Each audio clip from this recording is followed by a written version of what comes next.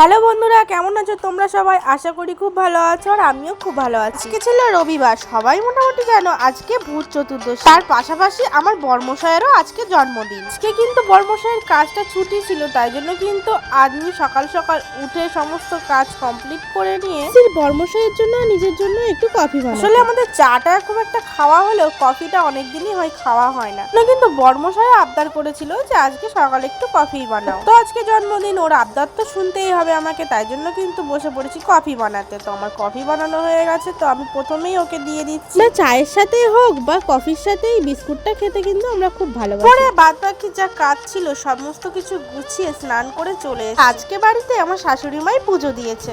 স্নান করে নিয়ে এদিকে রান্না বসিয়ে দিয়েছিলাম, আর এদিকে মাংসটাকে কিন্তু সুন্দরভাবে ধুয়ে নিয়েছিলাম। তো অনেকটাই মাংস এনেছে, তাই জন্য কিন্তু ধুয়ে ফ্রিজে রেখে দিয়েছিলাম রাতের জন্য। বাদ বাকি সব রান্না হয়ে গেছে, এখন আমি করে নিচ্ছি মাংসটা। ওদিকে রান্না করতে করতে কিন্তু আমার বর্মশায়া দেখি চলে এসেছে। স্নান করতে পাঠিয়ে দিয়ে কিন্তু আমি এদিকে সমস্তটা কিছু গুছিয়ে নিয়েছিলাম। তো কিছু রান্না করতে কিন্তু একটু বেলাও হয়ে গেছে, যেহেতু সবটাই একা হাতে রান্না করেছি। আজকের মেনুতে ছিল 5 রকমের ভাজা, তার সাথে লঙ্কা, লেবু আর শসাও দিয়ে দিয়েছি কেটে। এখানে দিয়েছিলাম কিন্তু মুসুরির ডাল, যেহেতু বর্মশায় আমার মুগের ডালটা খুব একটা খেতে চায়। সাথে ছিল চিকেন, এখানে ছিল চাটনি, পাঁপড়, 5 রকমের মিষ্টি, এখানে ছিল আইসক্রিম, চকলেট। এখানে কেটে রেখেছিলাম দুটো মৌসুমী লেবু। যেহেতু একটু শরীরটা খারাপ, তাই জন্য কিন্তু ডাক্তারে ওকে প্রত্যেকদিন ফল খেতে বলে। ঘরে যেহেতু মৌসুমী লেবুটাই ছিল, তাই জন্যই কেটে দিয়েছি। এদিকে সমস্ত কিছু একা হাতে সাজিয়ে গুছিয়ে দিয়েছি। এদিকে কিন্তু আমার বর্মশাই স্নান টান কমপ্লিট করে নতুন জামা পরেও কিন্তু চলে এসেছে। এখন আমার শাশুড়ি মা ওকে একটু আশীর্বাদ করে নিচ্ছে ধান দুব্ব দিয়ে। এদিকে দেখো আমার মেয়ে কত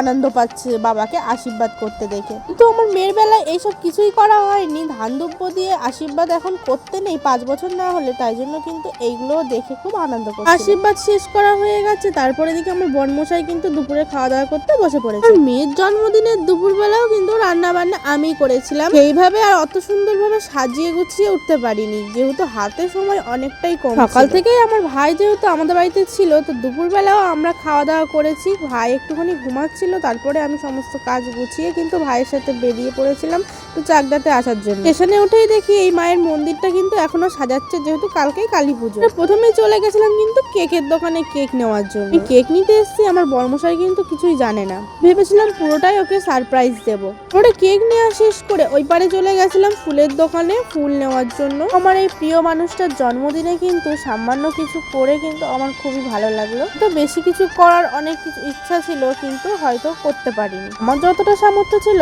আমি ততটাই কিন্তু করেছি। বর্মশাই কিন্তু এতেই অনেক খুশি হয়েছে। চলে এসেছি বাড়িতে এসে ওকে ফুলটা দিয়ে কিন্তু প্রথমে উইশ করে নিলাম, কিন্তু তৃতীয়বারের মতন উইশ করছি। আসলে রাত 12টার পর ওকে আমি হ্যাপি বার্থডে উইশ করেছিলাম, সকালে উঠেও একবার আমি করেছিলাম, তারপরে কিন্তু এখন আমি আবার ফুল দিয়ে ওকে একটু উইশ করে নিয়েছি। এইসব দেখে কিন্তু আমার বর্মশাই অনেকটাই খুশি হয়েছিল। তো কদিন আগে আমার মেয়ের বার্থডে গেল, তাই জন্য কিন্তু সেরকম ভাবে আর কিছু করা হয়নি। আমাদের বাড়ির কজনের মিলেই কিন্তু আমরা একটু আনন্দ করি। আগে ওর জন্মদিন কিন্তু সেইভাবে অতটা হতো না, ওর বাড়িতে ওর মা কিন্তু পায়েস করতো, করে ওকে খাইয়ে দিত। আমার বিয়ের পর থেকে কিন্তু জন্মদিনটা কিন্তু আমি যেভাবেই হোক করি। জন্মদিনে যেহেতু কাউকেই বলা হয়নি, তাই জন্য কিন্তু আমার ভাই তো সকাল থেকেই ছিল, আর তার সাথে আমার বাবা মাকেও বলেছিলাম। বাবার শরীরটা খারাপ থাকায় বাবা আসেনি, আর মা আর কিন্তু ওর দুটো বন্ধু এসেছিল বা ভাই সম্পর্কেও বলতে পারো। এদিকে দেখো কেক কেটে আমার বর্মশাই যখন হট করে উঠে পড়েছে, স্নো স্প্রে দিয়ে আমার ভাই দেখো কি করেছে, ওকে পুরো ভূত বানিয়ে দিয়েছে। ওর বার্থডে বলে তো ওকে দিলে চলবে না, দেখো তার সাথে আমি সবাইকে একটু দিয়ে দিচ্ছিলাম। এইখানে ওর বন্ধুগুলো ছিল, ওকেও দিয়ে দিয়েছি। সবাইকে এইভাবে ভূত বানিয়ে দিয়েছি দেখে আমার মেয়ে দেখো কত হাসছে। এটা যখন নিয়ে এসেছিলাম আমার বর্মশাই কিন্তু একটু হালকা ভাবে দেখে নিয়েছিল। স্প্রের কথাটা কিন্তু একদমই জানতো না। যখন স্প্রেটা দেওয়া হলো ও কিন্তু অনেকটাই সারপ্রাইজ হয়ে গেছে। দেখো আমার ভাই শুয়ে শুয়ে এখানে কেক খাচ্ছিল, আর দেখো আমার এই ভাই ওকে দিয়ে একদম ভূত করে দিয়েছে। ওকে দেখতে কেমন লাগছে দেখো। আমরা সবাই এরকম আনন্দ করতে কিন্তু খুব ভালোবাসি। সবাই মোটামুটি খাওয়া দাওয়া করে কিন্তু বাড়ি চলে গেছে, আর আমাদেরও খাওয়া দাওয়া কমপ্লিট হয়ে গেছে। বাজে প্রায় রাত 2:30। দেখো আমার মেয়ে এখনো ঘুমায়নি, আর আমরা শুয়েছি এখন নিচে। আমার দুই ভাই কিন্তু আজকে আর বাড়ি যায়নি, ওরা কিন্তু আজকে আমাদের বাড়িতে ছিল। রাত্রে তো অনেক রাত্রে ঘুমিয়েছি, তারপরের দিন দেখো অনেক সকাল সকাল কিন্তু উঠে পড়েছি, আর আমার সমস্ত কাজ কিন্তু কমপ্লিট হয়ে গেছে। মেয়েও কিন্তু এখনো ওঠেনি, আর আমার ভাইরাও কিন্তু এখনো ঘুমাচ্ছে। ওরা যেহেতু আবার বাড়ি চলে যাবে, তাই জন্য কিন্তু সকাল সকাল আমি রান্না বসিয়ে দিয়েছি। সকালের রান্নায় কিন্তু আমি বেশি কিছু করিনি, করেছিলাম চিচিঙ্গে আলু ভাজা, ডিমের ঝোল। খাওয়া দাওয়া করে চলে গেছে বাড়ি, আর আমি এদিকে স্নান টান করে নিয়ে চলে এসেছি ঘরে। দেখা হচ্ছে পরের ভিডিওতে।